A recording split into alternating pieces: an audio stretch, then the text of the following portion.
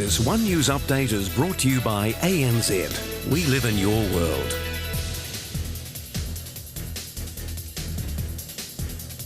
Heavy rain still hammering the top of the South Island tonight, and there's no let-up in sight. Authorities warn there's the threat of flash flooding. Jim will be with us shortly with the latest outlook for the region, but first we go to Matt McLean in Nelson with dramatic pictures of tourists being rescued from a raging river, Matt. Yes, and as well as that, Simon, in the last 5 minutes, we've heard that one house in the Nelson area has had to actually be evacuated because of heavy slips. One slip has come down and has actually meant that their deck is falling away, and there's now concern that their entire house could slip down the hillside, so that family has been evacuated as a precaution. Jim Hickey, our weather expert, tells me they're expecting around 400 to 500 millimetres of rain over the next 24 hours. That's about that much, the length of this ruler, and for some in the region it'll be a 1 in 100 year rainfall. We've seen the river firsthand today. It's rising quickly, and there's now concern that it could edge closer and closer to local homes and businesses. Caught unaware by the power of the raging Maitai River. Are they happy holding? Yeah. Two tourists left clinging to a tree after a decision to take a closer look at the swollen river left them floundering in it. The strong currents making a rescue tricky.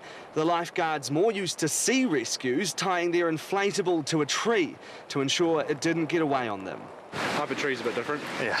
They threw life jackets to the stranded travellers before they were finally ferried to safety. Why did you go out there?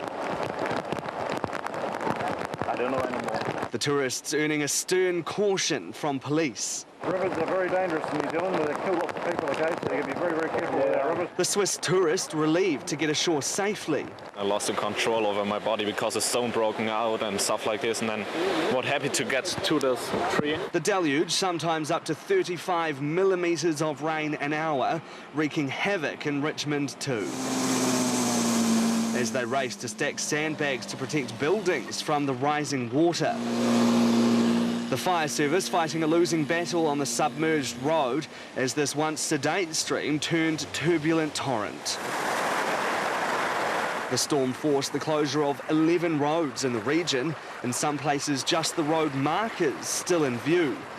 With the downpour expected to continue until tomorrow afternoon, they're bracing for more of the same overnight. Although a repeat of a rescue like this one... You'd never go out like that, okay? Yeah. Stay out of the rivers. When they're brown, you stay out of them, okay? Hopefully a one-off. Motorists in the area are being urged to take extreme caution on the road tonight. I spoke to Rick Farr, a local lawyer earlier, who today, while driving along, saw a massive boulder roll off the hillside and slam into the side of a car driving along. He says it was inches from actually landing on top of the car and flattening those inside, but miraculously they managed to walk away unharmed. But police say that's what motorists should be keeping an eye out for, as this rain doesn't look like it's going to ease out anytime soon. No, it doesn't. Thanks very much for that, Matt. You look like a drowned rat. Go dry off. Matt McLean in Nelson. This One News update is brought to you by ANZ. We live in your world.